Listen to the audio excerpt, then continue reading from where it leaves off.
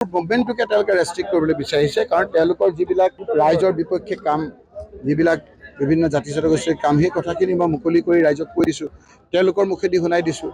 সেইকাৰণে কিছুমান গুণ্ডা আনি ইয়াতে অৰাজকতাৰ সৃষ্টি কৰিছে। আমি তেতিয়াও কৈছিলোঁ OC আমাৰ ৰূপহী তেওঁক আনিছে এইটো কাৰণে, কাৰণ তেওঁ ইয়াৰ পৰা গুচি গৈছিল, জোনমণি ৰাভাৰ কেছটোত তেখেতক ট্ৰেন্সফাৰ কৰিছিল।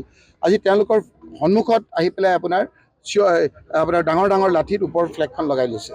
কেনেকৈ আহে ইয়াত? এতিয়া যদি ইয়াত বিজেপিৰ নেতাসকল আহে, হিমন্ত বিশ্ব শৰ্মাৰ আহে, তেতিয়া যদি আমাৰ মানুহবিলাকে যদি লাঠি লৈ পেলাই ওপৰত কংগ্ৰেছৰ ফ্লেগ লগায়, তেতিয়া পুলিচে একেধৰণৰ কৰিব নেকি? আজি আমাৰ যিটো কৰিছে আমিতো কেতিয়াও এনকাৰেজ নকৰোঁ।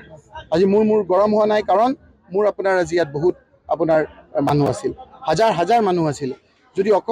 মই যদি অকণমান গৰম হৈ কথাবিলাক ক'লোহেঁতেন, তেওঁলোকৰ কি অৱস্থা হৈছিলহেঁতেন? হিমন্ত বিশ্বই সেই কথাখিনি বিচাৰে।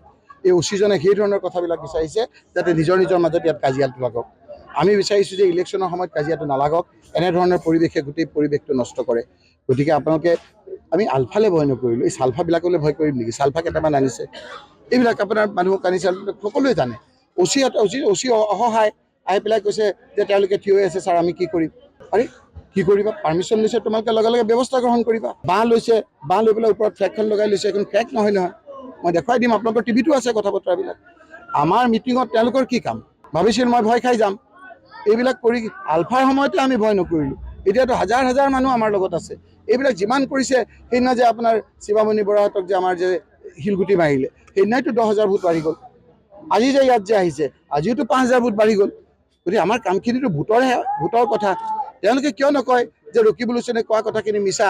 ৰকিবুল হুছেইনে কৈ আছে পঞ্চায়তৰ প্ৰতি 100 চাকৰি দিছে, সেইটো দিয়া নাই, আমিহে দিছোঁ। কিয় নকয় মিয়াৰ ভোট নালাগে বুলি হিমন্ত বিশ্ব শৰ্মাই কোৱা নাই?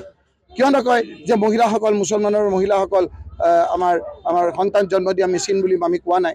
কিয় কাৰণে নকয় যে মাদ্ৰাছা ভাঙি আমি চৰকাৰ কৰি দিম, যিকেইটা মাদ্ৰাছা আছে সেইখিনি ভাঙি দিম, সেইখিনি তেওঁলোকে কোৱা নাই বুলি কিয় নকয়? কিয় ইছলামকো খতম কৰ দেংগা বুলি তেওঁ যে কৈছে, সেইটো নাইকা বুলি কিয় নকয়? সমাজত চবতে কিছুমান শয়তান ৰূপী আমাৰ ধৰ্মত আছে যে ইবলিছ থাকে, সেই 10টা মানুহৰ কাৰণে গোটেই সমাজখন ভাঙি চিঙি চুৰমাৰ কৰিব দিম নেকি? আমাৰতো এটা দায়িত্ব আছে, কৰ্তব্য আছে। সেইকাৰণে পুলিচৰ এটা দায়িত্ব আছে।